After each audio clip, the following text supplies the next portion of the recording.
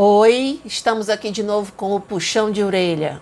E hoje nós vamos falar sobre você que não organiza sua agenda. Se você faz isso, não tem uma agenda, não se organiza, não bota lá, né, o que tem para fazer naquele dia, você está errando. Por que que isso está errando? Indira, por que que isso me faz errar? Simples. Porque você não fazendo isso, não se planejando, não se organizando, você acaba perdendo tempo,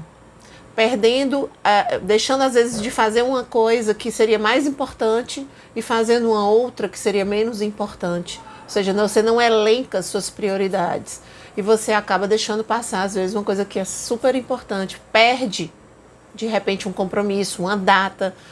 Você pode perder uma oportunidade. Por quê? Porque se esqueceu. Eu me esqueci, não botei na agenda, né? Então, a gente... Indira, mas a minha geração não é de agenda, é porque tu, tipo assim, da tua época o pessoal usava agenda. Não, gente, agenda, não precisa ser agenda de papel. Existe um Google Agenda aí, que inclusive super mega ajuda. Então, não importa que maneira você vai inventar e vai achar de organizar seu dia. Mas é você organizar, fazer aquela lista, igual como a gente vai para o supermercado, a gente faz uma lista do que vai ter que comprar, do mesmo jeito vai ter uma lista do que você tem que fazer naqueles dias, na tua semana, no teu mês. E assim você consegue se planejar melhor. E em se planejando melhor, quando chega no final do teu dia, você vai ticar. E no final do teu dia você vai fazer um balanço do teu dia. O que eu consegui fazer, que estava programado, o que eu fiz, o que eu não fiz, o que eu vou ter que remarcar, o que ficou pendente. E aí você vai se controlando melhor. Você fica sem a sensação de ter aquele dia perdido. Tipo assim, eu passei o dia, tô morto de cansado e a sensação de que eu não fiz nada. Normalmente quando a gente não tem agenda, fica com esse problema. A maioria das pessoas hoje em dia, até porque se está perdendo o hábito de se ter agenda no papel, a maioria das pessoas acaba não usando uma agenda.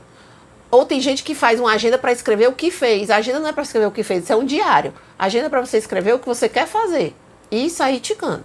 Então, eu estou trazendo isso como exemplo porque isso é um panorama mais comum, principalmente da juventude de hoje em dia. E aí o que acontece? Quando você faz isso, usa essa desculpa de que você não está usando agenda, que você não precisa, que você lembra e tal, acaba por ser uma forma de você se sabotar. Por quê? Porque quando você faz uma agenda, você consegue saber o que você tem para fazer e você precisa se cobrar para fazer aquilo. Quando você não faz uma agenda, quando você não se organiza, você acaba por sempre achar que vai ter tempo de fazer aquilo num outro momento. E aí você procrastina. E procrastinando, você acaba se sabotando. Então tem que ter cuidado, porque às vezes essa forma de você achar que não precisa de agenda pode ser uma forma de uma autossabotagem. Aí eu vou te dar uma dica aqui do que fazer e da forma de fazer correta.